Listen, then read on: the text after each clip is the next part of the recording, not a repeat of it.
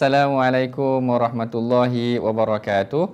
Apa khabar tuan-puan, para hadirin yang dirahmati Allah sekalian? Hari ini kita berkumpul lagi dalam sesi perbincangan mengenai tentang kisah-kisah ataupun sirah Rasulullah sallallahu alaihi wasallam dalam bulan Ramadan. Kisah yang kali ini kita akan membincangkan mengenai tentang seorang sahabat yang mana beliau adalah seorang yang bersungguh ketika puasa, sehinggakan dalam peperangan yang berlaku dalam ketika itu beliau turut melaksanakan puasa dalam ketika peperangan tersebut.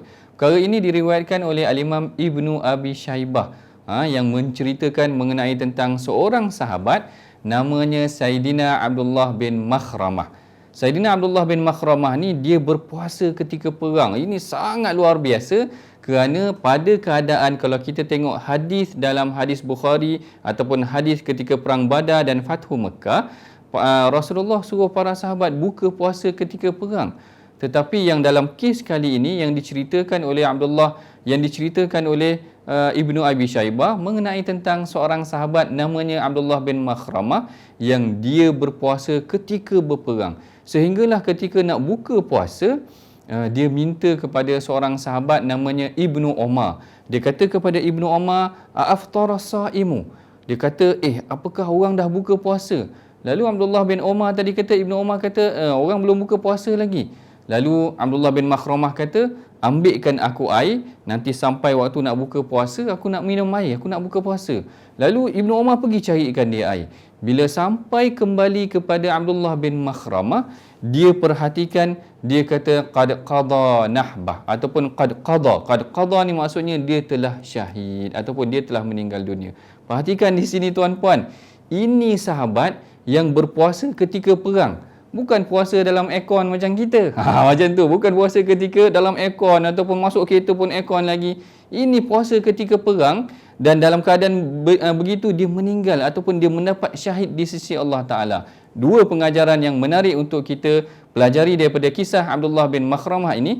Yang pertama, bagaimana kesungguhan mereka. Awal Ramadan ni kita kena sungguh berpuasa seperti mana puasanya Abdullah bin Makhramah dalam perang pun masih lagi boleh berpuasa. Dan yang kedua, yang kita boleh pelajari daripada hadis ataupun perbincangan kali ini, bagaimana cantiknya kehidupan ataupun penutup kehidupan kepada Abdullah bin Makhramah. Dia meninggal saat dia berpuasa, tuan-puan. Ada dalam kalangan kita meninggal ketika sedang melakukan maksiat. Ada kalangan kita meninggal ketika sedang tidak bersedia apa-apa, aksiden meninggal dan sebagainya.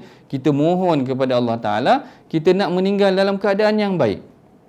Macam mana yang berlaku kepada Sayyidina Abdullah bin Makhramah ini, meninggal saat berpuasa, meninggal saat berjihad, meninggal saat dia berjuang kerana Allah Ta'ala.